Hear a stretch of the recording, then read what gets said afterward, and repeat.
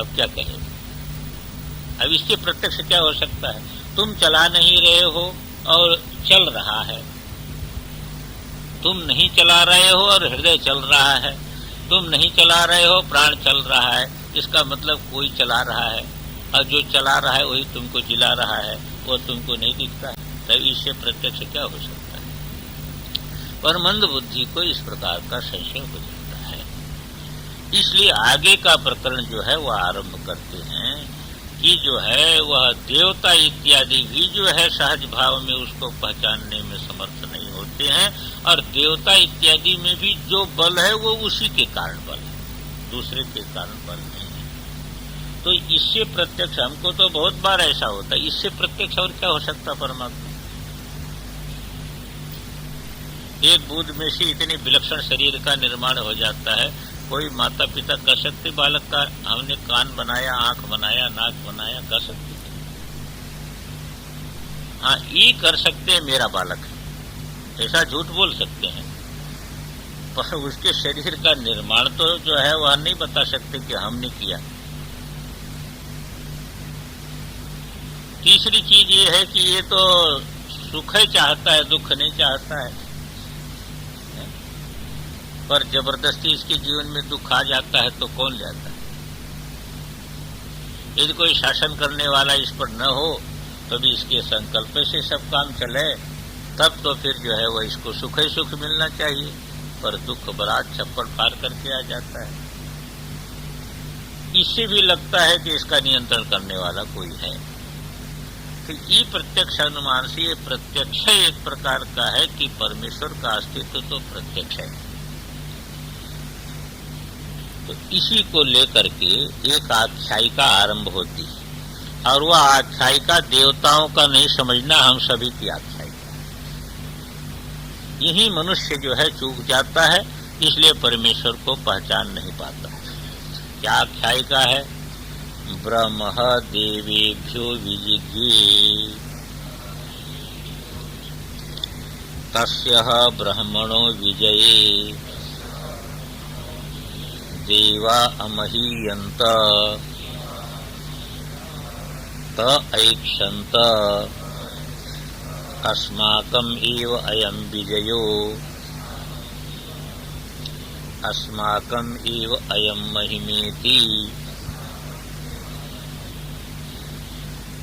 जगत का पालन करने वाला वह परमेश्वर है। वह परमेश्वर क्या करता है कि जगत के पालन में सहयोग करता है। देवताओं को क्यों जिताता है वो परमेश्वर? विष्णु बार बार आकर के देवताओं के लिए इतना क्यों करते? क्योंकि जगत की मर्यादा का पालन करते।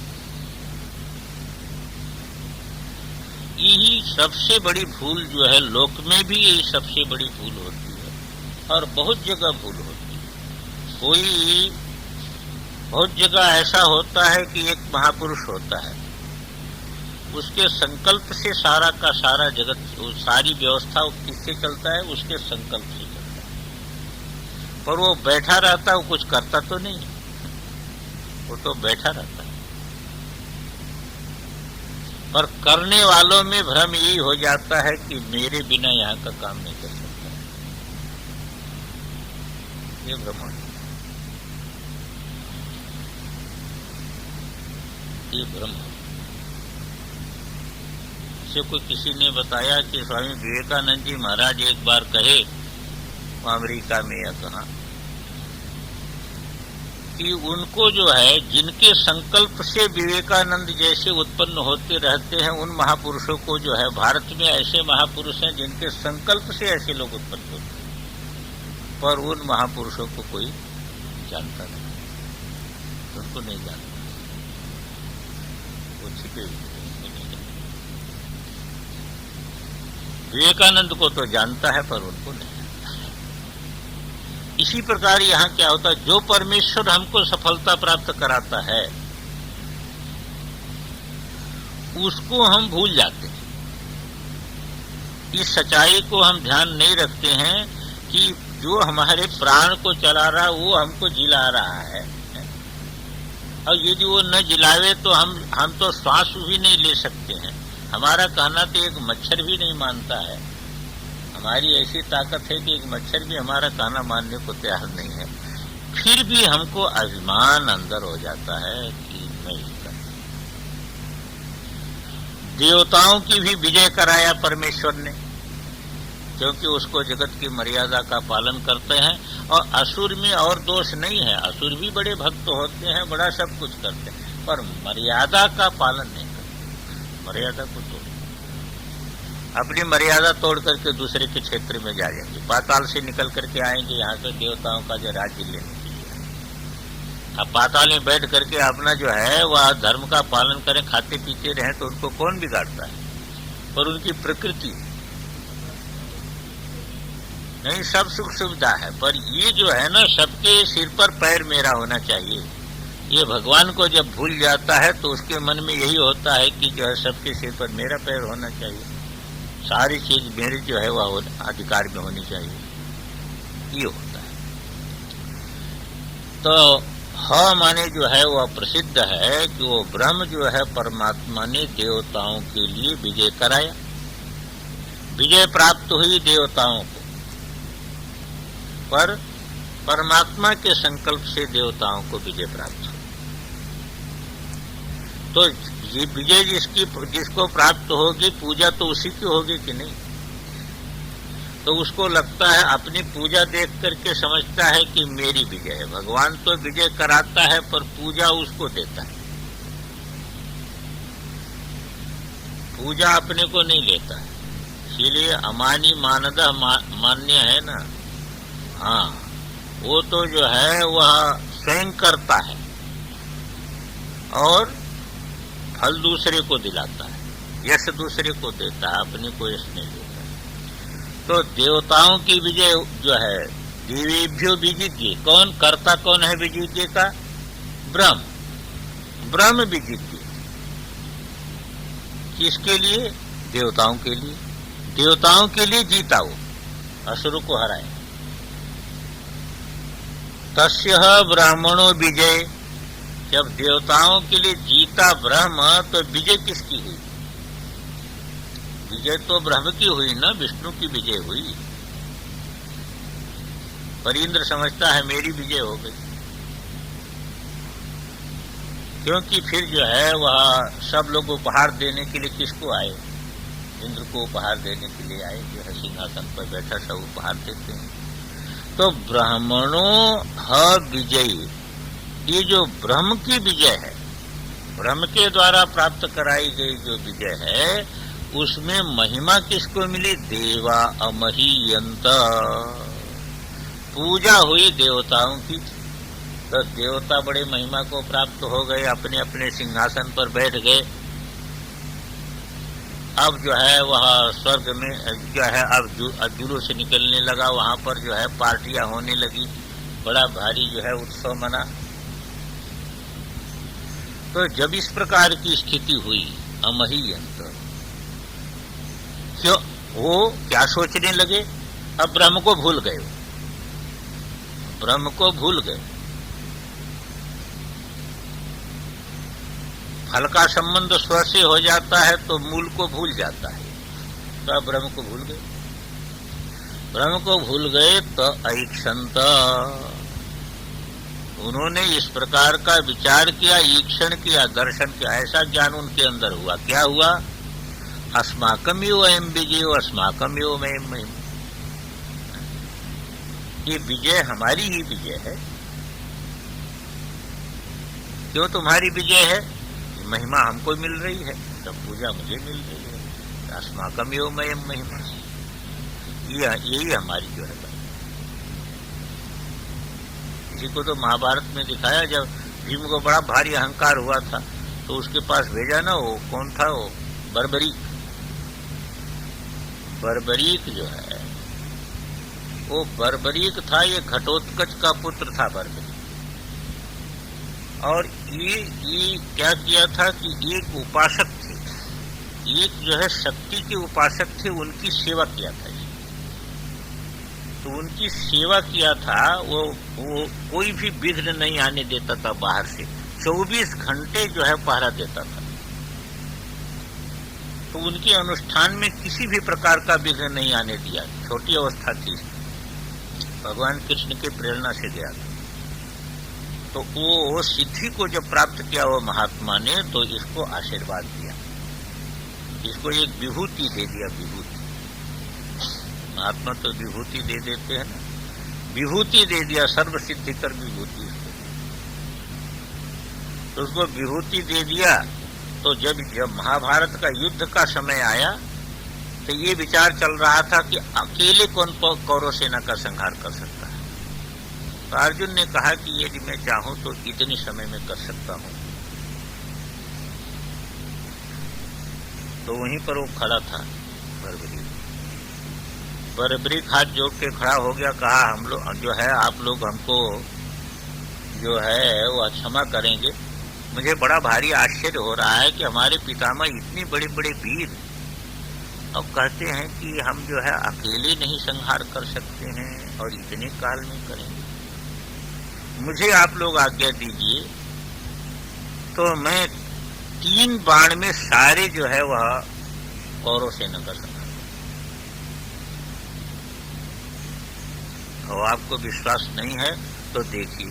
तो एक बाण उसने जो है उठाया, धनुष पर संहार किया, वो भस्मी लगा करके, और उसको छोड़ दिया। तो कृपाचार्य आदि कुछ लोग को छोड़ करके सारे जितने जो है सैनिक थे सबके सिर पर भस्मी लग गई, सबके सिर पर भस्मी। कहा ये दूसरा बाण मेरा जो है सबके, जिसके सिर पर भस्मी लगी है इसको दूसरा बाण सबका सिर काट ले। भगवान ने उसी समय क्या किया, चक्र से मार दिया, गला कट दिया, चक्र से बाहर दिया, उसका गला कट दिया। भीम आदि तो रोने लगे, कथा लंबी उसको नहीं कहना है। तो उससे पूछा कि तुम्हारी कोई इच्छा है? तो कहा जीने की इच्छा तो नहीं है पर युद्ध देखने की इच्छा है। तो एक पहाड़ी के ऊपर सिर रख दिया गया। तो जब भीम को अभिमान हुआ कि मैंने सबको मारा, तो भीम को भगवान ने वहां पे भेजा। यो बरबरीक से जाके पूछा, वो देख रहा था ये। तो उसने कहा कि आप लोग झूठे जो है भ्रम करते हो। मैं तो ये देख रहा था कि एक कोई पुरुष जो है वह सबको संहार करता हुआ चला जा रहा है, तुम लोग पीछे से बाण फेंक रहे हो। वो बाण से थोड़ा कोई मरा है, वो तो संहार करने वाला दूसरा पुरुष सबको दिखाई। तो यही होता है कि देखो परमेश्वर जो है विजय प्राप्त कराया और देवताओं परमेश्वर को भूल गए।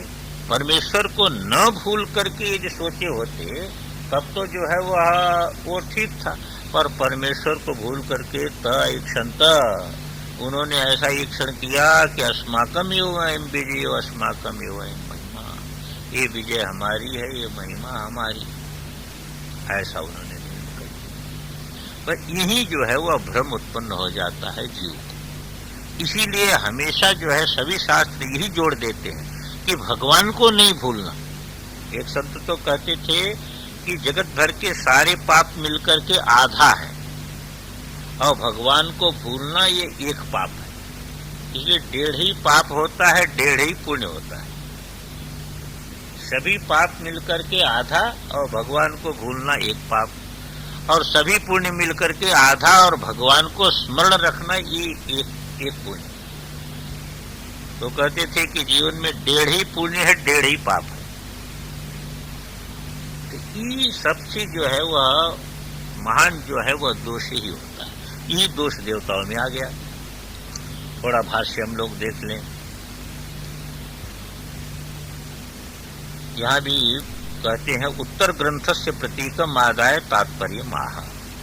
उत्तर ग्रंथ का प्रतीक लेकर के भाष्यकार भगवान तात्पर्य बताते हैं कि ब्रह्म देवेभ्यो विजिज्ञ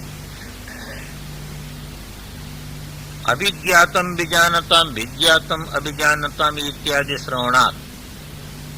जब ऐसा सुन लिया ब्रह्म के विषय में कि अभिज्ञातम विजानताम विज्ञानताम अभिज्ञातम भवति, जो कहते मैं ब्रह्म को जानता हूँ वो ब्रह्म को जानते नहीं, और जो कहते मैं नहीं जानता हूँ उनसे ब्रह्म ज्ञात होता है। इसको सुन करके अस्ति तद विज्ञातम प्रमाणैः यद अस्ति, जो है तो वह प्रमाणेर विज्ञातम, वह प्रमाण के द्वारा जाना जाता है। जो प्रमाण के द्वारा जाना न जाए उसके अस्तित्व को हम कैसे कह सकते हैं?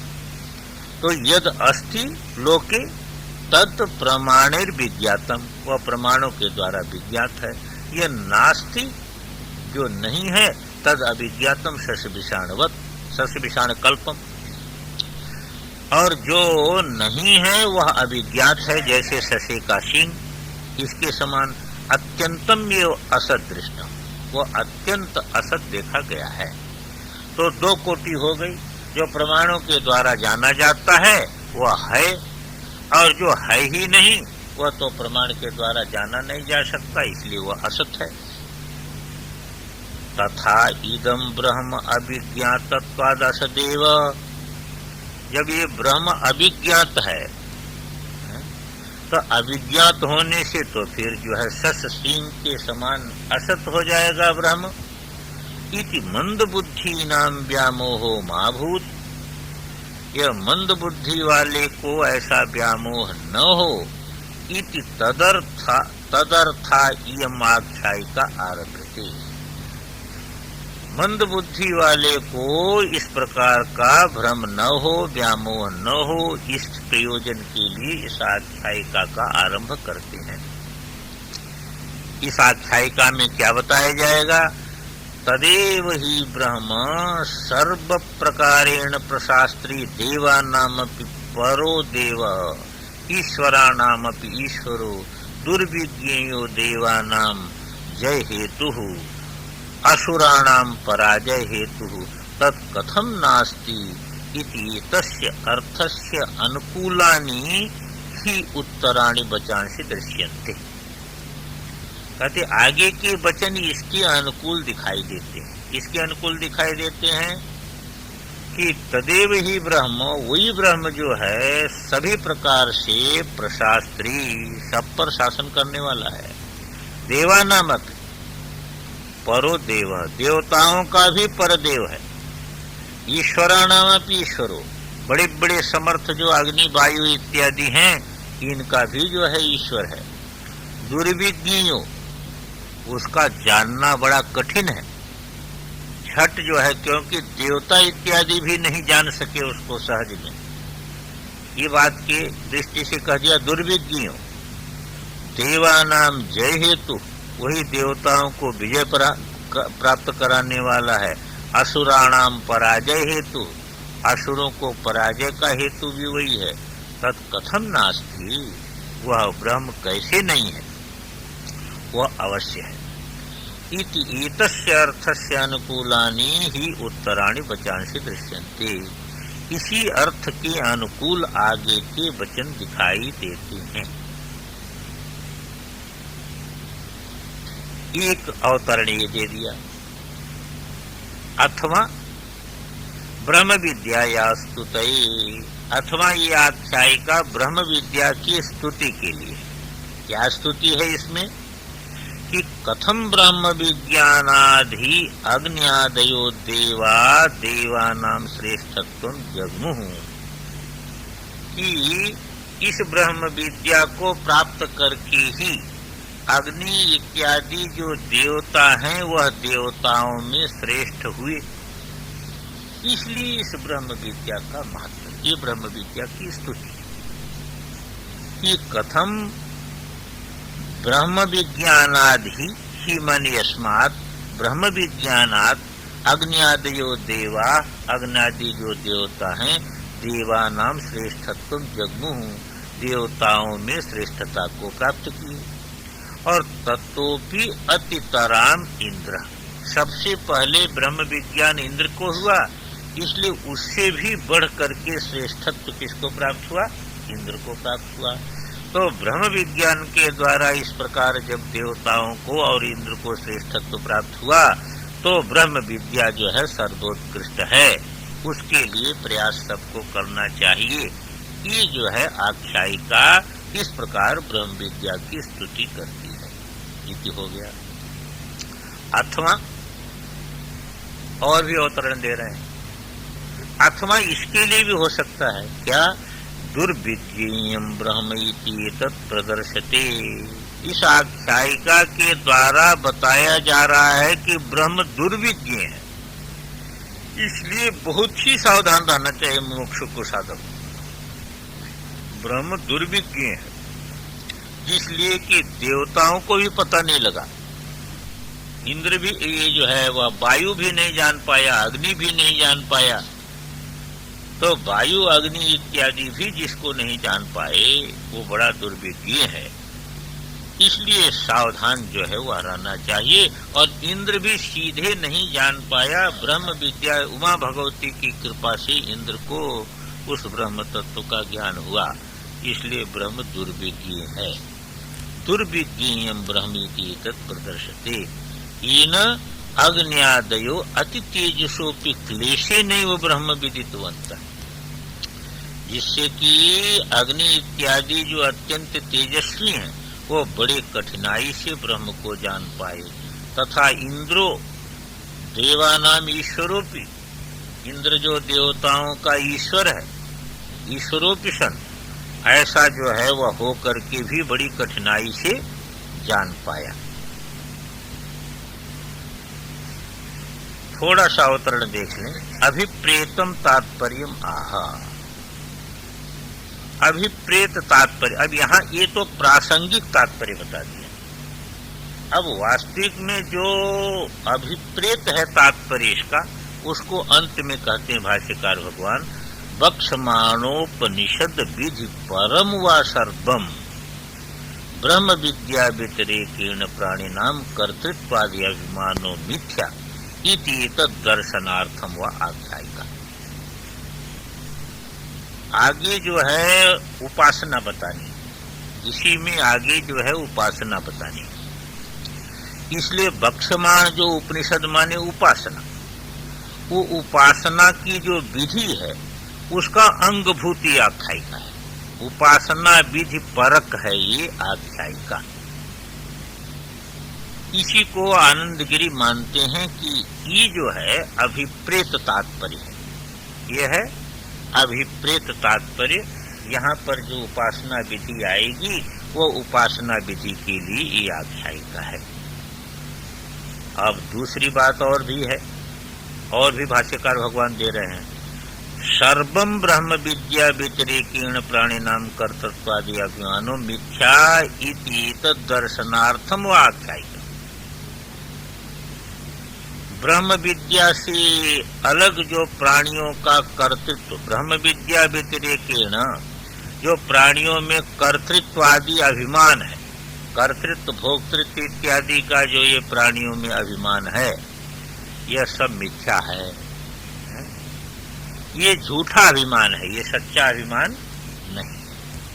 तो ये सच्चा अभिमान जो है उनका नहीं है, झूठा अभिमान है। एक ही दृष्टा है, एक ही पुरुष है, पर जो ये अभिमान कर्तृत्व इत्यादि का है ये मिथ्या है, उसको बताने के लिए ये आख्यायिका है। कैसे?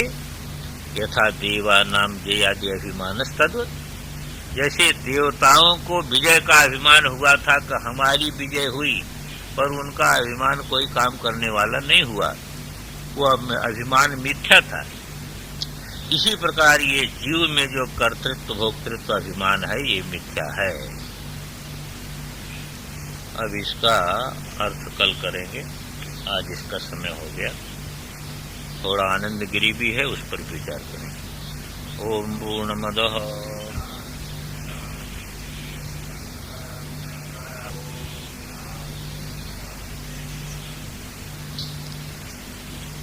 तो ये चल रहा था कि ब्रह्म देवेभ्यो विजिकी, इस कार्यकरण संघात को चलाता तो परमात्मा है, और परमात्मा को जीव भूल जाता है। वो परमात्मा ने देवताओं के लिए विजय प्राप्त किया। भाष्य में देखें, ब्रह्म यथोक्त लक्षणम परम ब्रह्म किल देवेभ्यो अर्थाय विजिकी जयम लब्धवत। वो परमात्मा ने देवताओं के लिए जय प्राप्त कराई। देवाना कहाँ पर जय प्राप्त हुई देवताओं को कि देवानाम असुराणाम च संग्राम में, देवता और असुरों के संग्राम में असुरान जीतवा, असुरों को जीत करके। क्यों असुरों को हराया उस परमात्मा ने? देवताओं को क्यों जिताया? पक्षपात क्यों किया? तो कहते जगत आराधी, वो जगत को दुख देने वाले हैं ना। असुर जो हैं जगत को दुख देते हैं, क्योंकि जगत को अपने पैर के नीचे रखना चाहते हैं वो, इसलिए जगत को जो है, जगत के वो शत्रु हैं, दुख देने वाले। तो ये विशेषण दे दिया असुरों का कि जगत आराधीन। दूसरा इस उनमें दोष क्या है कि ईश्वर सेतु भेत्रीन, ईश्वर ने जब जगत को बनाया तो जगत को बना करके इसमें एक जो है मर्यादा स्थापित कर दी, शास्त्र की मर्यादा स्थापित कर दी। धर्मस्य छत्रस्य छत्रम धर्मम असि सृजत। उसने क्या किया कि पहले जो है जगत को उत्पन्न किया, उसके रक्षण के लिए प्रजापतियों को कर दिया, पर प्रजापति भी जो है वह विमुख हो जाए, इसलिए छत्रस्य छत्रम धर्मम असि सृजत स भगवान। उस परमेश्वर ने क्षत्रियों पर भी शासन करने वाले धर्म की सृष्टि की कि धर्म का शासन रहेगा तो ये जगत ठीक चलेगा। तो शास्त्र की मर्यादा बना दिया भगवान ने। और ये दैव असुर जो होते हैं, असुर उन्हीं को कहते हैं कि ईश्वर सेतु भेत्री, ईश्वर के द्वारा बनाया हुआ जो सेतु है, जो मर्यादा है, उसको वो तोड़ने वाले हैं, मनमानी चलने वाले हैं। जब व्यक्ति मनमुखी हो जाता है तो धर्म की मर्यादा को तोड़ देता है। हाँ, भेदन करने वाले। भेदन जानते हैं? छेदन भेदन होता है ना, तोड़ना। तो सेतु माने बंधा, मर्यादा। तो ईश्वर के द्वारा बनाया हुआ जो शास्त्र की मर्यादा है उसको भेदन करने वाले हैं असुर, इसलिए उनको जो है वह हरा दिया परमात्मा ने। और देवीभ्यो जयम तत्फलम च प्रायच्छत, देवताओं के हाथ में जय दे दिया और जय का जो फल है, विजय हो जाती उसका बड़ा स्वागत होता है, वह फल भी देवताओं के हाथ में। काम तो स्वयं किया पर फल भी दे दिया, जय भी दे दिया देवताओं। वो काम करके अपने गायब हो जाता है, उसके लिए है। इसलिए लोग उसको देख नहीं पाते, समझते हैं कि मेरे ही जय है। तो जयम तत्फलम च प्रायच्छत। क्यों ऐसा किया? जगतस्थेम ने, वो जगत के परिपालन के लिए। मर्यादा में जो शास्त्र मर्यादा के अंदर रहने वाले हैं उनको जब जय मिले, उनका जो है पालन हो तो जगत का पालन होगा, और उनका पालन न हो तो जगत का पालन नहीं होगा। असुर जो है इसको तोड़ देंगे। इसलिए जगतस्थेमने तस्यः किल ब्रह्मणो विजय, ये जो ब्रह्म की विजय है उसमें देवा अग्न्यादयो अमहीयंत महिमानं प्राप्नुवन्त। ये ब्रह्म की विजय में जिसलिए उसने विजय और फल देवताओं को दे दिया, इसलिए देवता जो है क्या किए, उसमें अग्न्यादि जो देवता थे वो अमहीयंत महिमानं प्राप्नुवन्त, बड़ी महिमा को प्राप्त हुए। लोग बड़ा स्वागत सत्कार इनका किए। तदा आत्मसंस्थस्य प्रत्यगात्मना ईश्वरस्य सर्वज्ञस्य सर्वक्रियाफल संयोजयतु प्राणिनां सर्वशक्तिर जगत स्थितिम चिकीर्षो अयम जयो महिमा च इति अजानन्त। इसलिए क्या हो गया कि अब महिमा में लग गया, तो महिमा में लग जाता है तो सच्चाई को भूल जाता है। जब महिमा अर्जन करने में लग जाता है ना, उसके उपभोग में लग जाता है। जब जगत के भोग में हम लग जाते हैं तो सच्चाई को भूल जाते हैं। ऐसे देवताओं की जब खूब पूजा अर्चा होने लगी तब देवता भूल ही गए उस परमेश्वर को, उस परमेश्वर को भूल गए। ये संसार ऐसे है कि इसका संग जाओ तो भुला देता है। ये झूठे पर चलता है ना, इसलिए सच्चाई को भुला देता है। सच्चाई को कभी प्रकट नहीं होने देता। कहाँ सच्चाई को प्रकट होने देता? देखो, शरीर देखता है तो शरीर की तरफ देखो, जब शरीर बड़ा दिव्य दिखता है, देवता के समान दिखता है ना, इसमें बड़ा आकर्षण दिखता है। और इसका जरा चमड़ा उतार दो तो तब कैसा दिखता है, तब उसको कैसा दिखता है। तो जो इसकी सच्चाई है इसके अंदर वो नहीं दिखने देती। ये माया है, इसमें सच्चाई को वो देखने नहीं देती। साधक को यही विशेषता होती, सच्चाई को स्वीकार कर लेता। जो सच्चाई को स्वीकार न कर पावे उसमें साधकत्व तो नहीं हो सकता।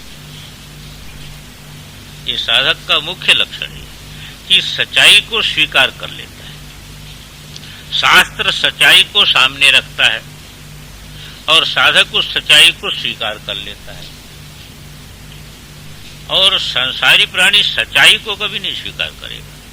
सच्चाई को झुठला करके वो चलेगा, क्योंकि सच्चाई को न झुठलावे तब तो फिर उसका काम ही नहीं चलेगा, फिर उसका काम नहीं चल सकता है।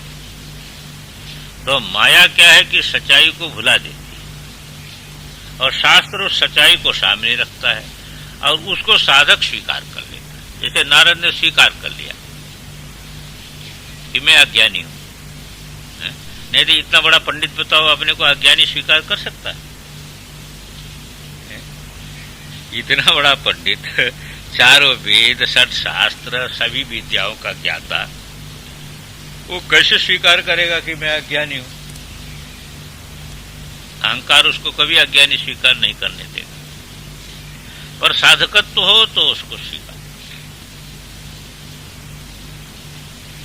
तो उन्होंने कह दिया कि जो है वह सोचामी भगवान, मैं शोक करता हूं इसलिए अज्ञानी हूं।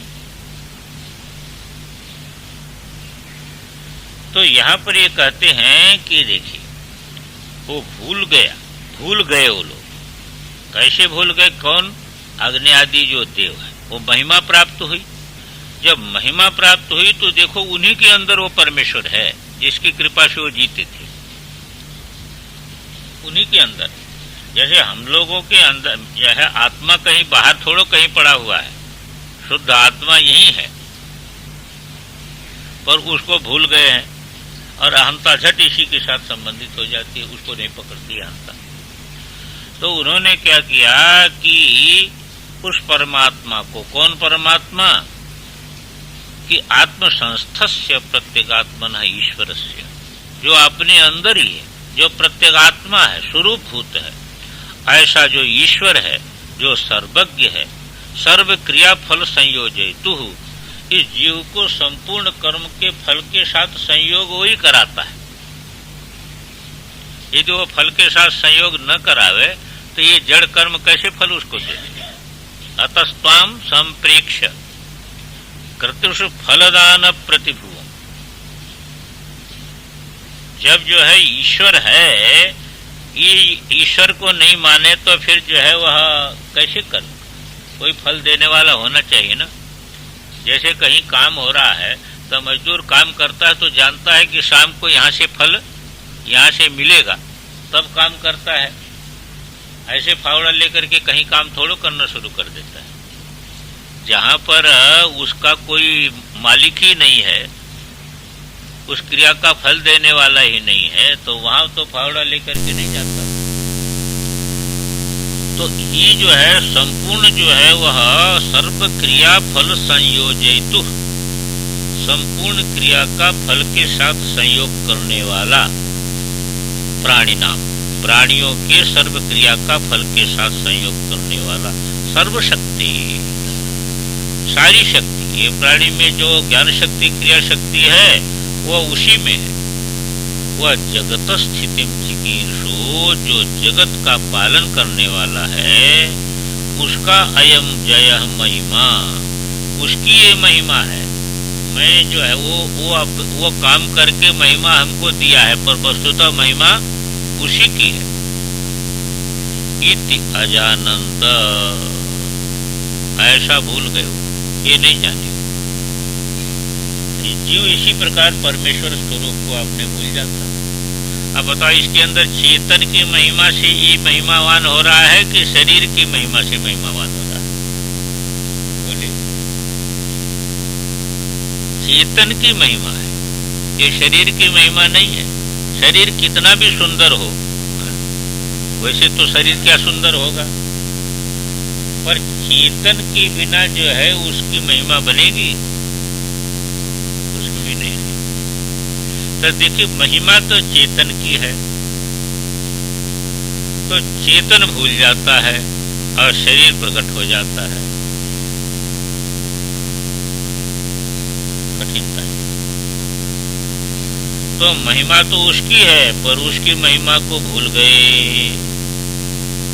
तो ते देवा ऐक्षंत, जब महिमा को भूल जाता है, अपने स्वरूप को भूल जाता है, तब क्या होता है? वो देवता ऐक्षंत ईक्षितवंत, क्या सोचा उन्होंने?